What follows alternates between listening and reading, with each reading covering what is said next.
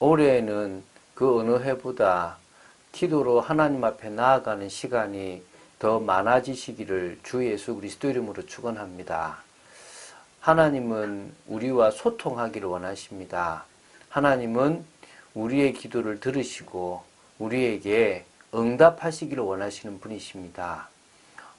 세상적인 것을 바라는 그런 기도가 아니라 하나님과의 참된 소통이 되는 참된 기도가 되는 여러분 되시기를, 그래서 특히 이 금요일에는 금요 기도회로 하나님을 더 깊이 바라보시는 여러분 되시기를 주 예수 그리스도 이름으로 축원드립니다.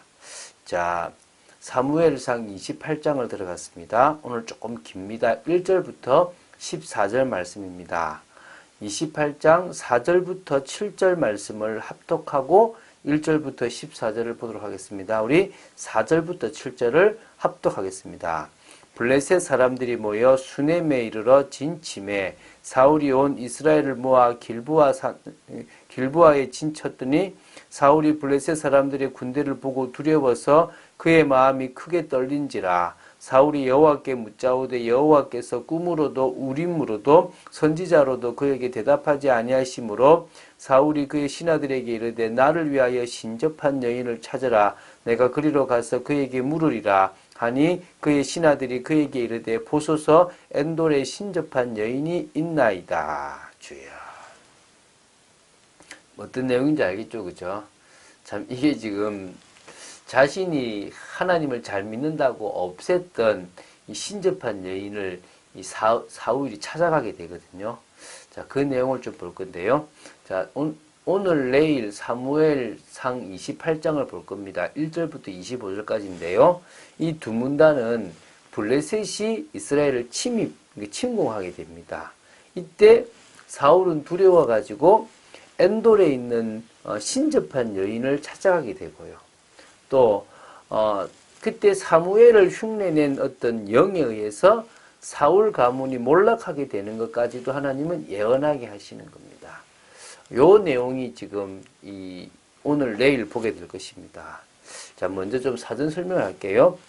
자, 블레셋은요, 엘라 골짜기 전투, 즉 17장에서 이스라엘에 완전 참패를 당한 후로는 이스라엘과의 어떤 전면전을 피하고요, 국지적인 어떤 약탈을 일삼았습니다. 이 23장 27절에 나오는데요. 그러면서도 이 이스라엘의 복수를 할 기회만을 자꾸 노리고 군사력을 키워왔습니다. 이 마침내 이제 블레셋의 모든 방백들이 연합해가지고 이스라엘을 침공하게 됩니다. 이게 이제 블레셋은 수넴, 이스라엘은 길보아 산에 이제 이렇게 하게 되어서 길보아 전투라고 이름을 하게 되거든요. 이때 다윗은 가드왕 아기스로부터 이 이스라엘 전에 참전할 것을 제의받고 호위대장으로 나가게 되는데요. 참 안타깝죠. 그 내용을 한번 풀어가 보도록 하겠습니다. 우리 먼저 1절부터 2절 말씀을 볼 것인데요. 이 시작이 그때라 그래요. 그때예요. 어떤 그때가 언제냐 그러면 우리가 앞절이죠. 27장 12절 그 사건이 있었던 바로 27장에 있었던 사건인데, 쉽게 생각하면 이 블레셋 왕 아기스가 이제 다윗이 영원히 자기의 종으로 서서 내가 이용할 수 있다라는 확신이 들었던 그때를 말하는 겁니다. 그 시글락으로 가지 않고 자신한테 와서 자신이 지금 이 유다와 싸웠습니다라고 하면서 조공을 바쳤지 않습니까? 이렇게 그거를 그때 그 모습인 겁니다. 그러니까 이제 요 시기에 블레셋 사람들이 이스라엘을 침공하기 위해서 군대를 모집한 거죠. 왜냐하면 아기스가 다윗을 보면서 이제 이길 것 같은 확신이 들었던 거죠. 그러니까 이제 다윗에게 이제 밝히 이제 알라고, 이 말은 마음이 새기고 또 새기라는 어떤 강조와 같은 건데요.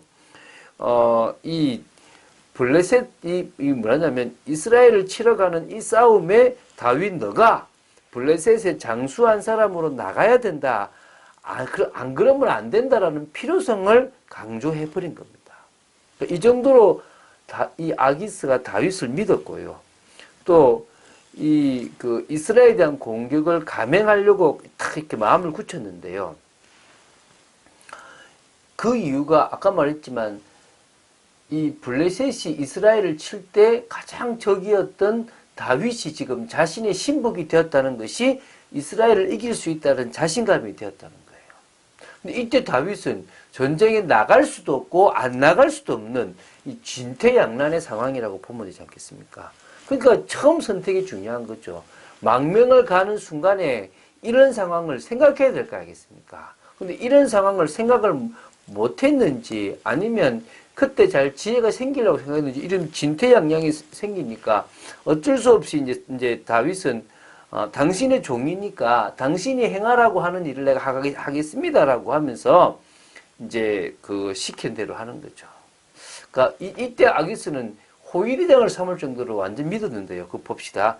3절부터 이제 5절인데요. 이렇게 호위대장을 삼았잖아요. 이때 이스라엘의 상황이 어땠느냐? 사무엘이 죽었어요. 그러면 뭡니까? 영적 공황 상태입니다. 그리고 사울은 자신이 하나님을 잘 믿는다고 해서 신접한 자나 박수나 모든 이 우상 숭배자들을 다 쫓아내버린 겁니다.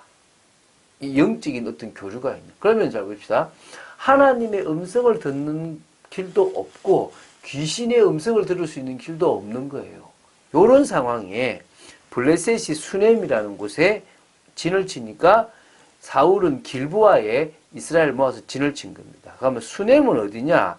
이 길보아 산에서 북서쪽으로 15km 좀 떨어진 지점에 위치한 곳인데요. 이사갈 지파에 속한 지역이라고 보시면 됩니다.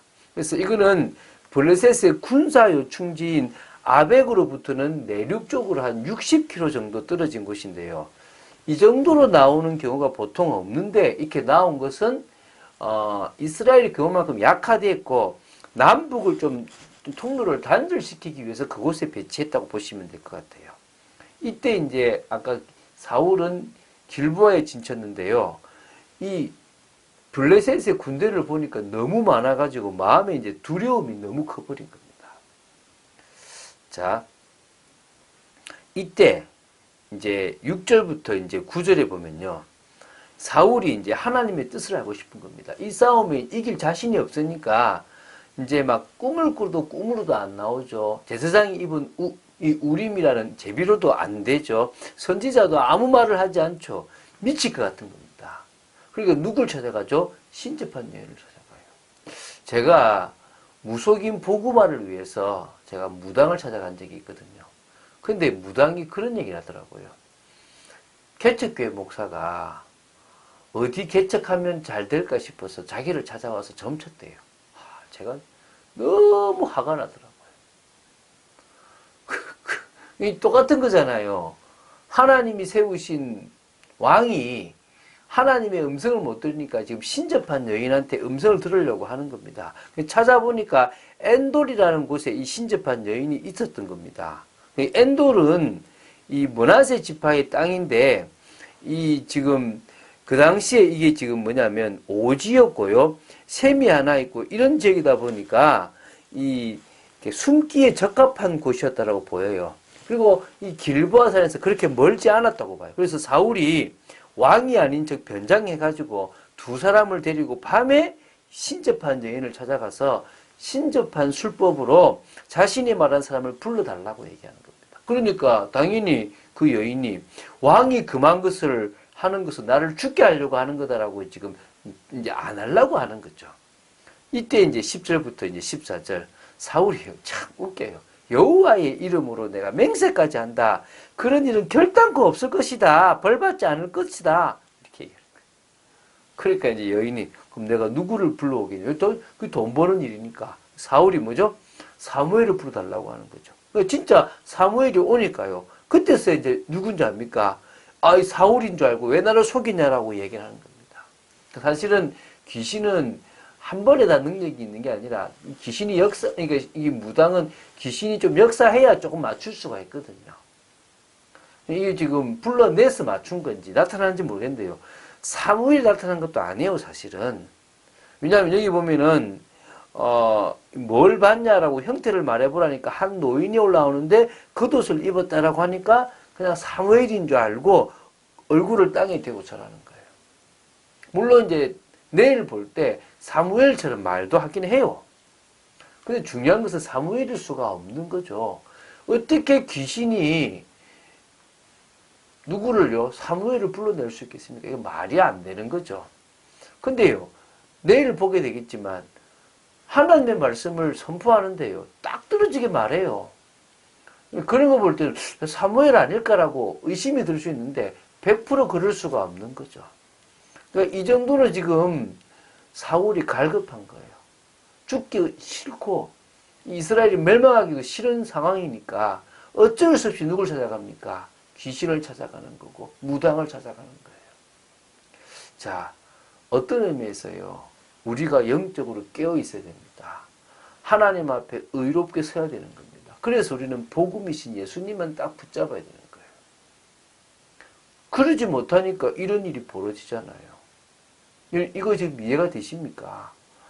정말 이 지금 사울이 하나님의 음성을 못 들으니까 귀신한테라도 그 듣고 싶어가지고 사무엘을 불러내라고 하고 있는 겁니다.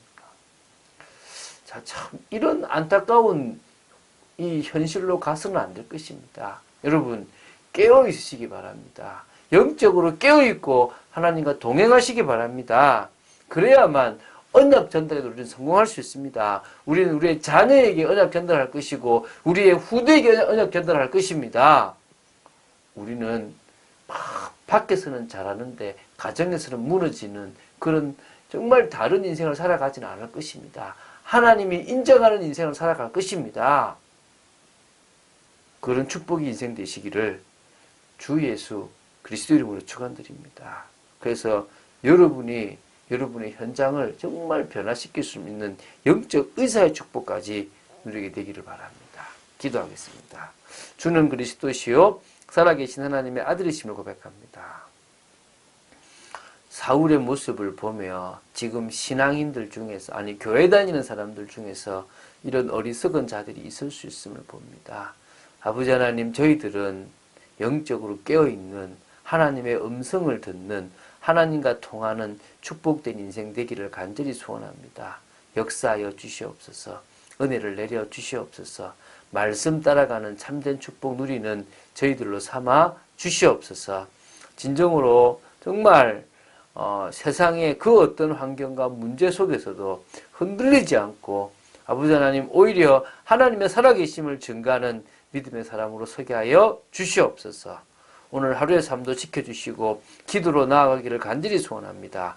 주 예수 그리스도 이름으로 기도드립니다. 아멘.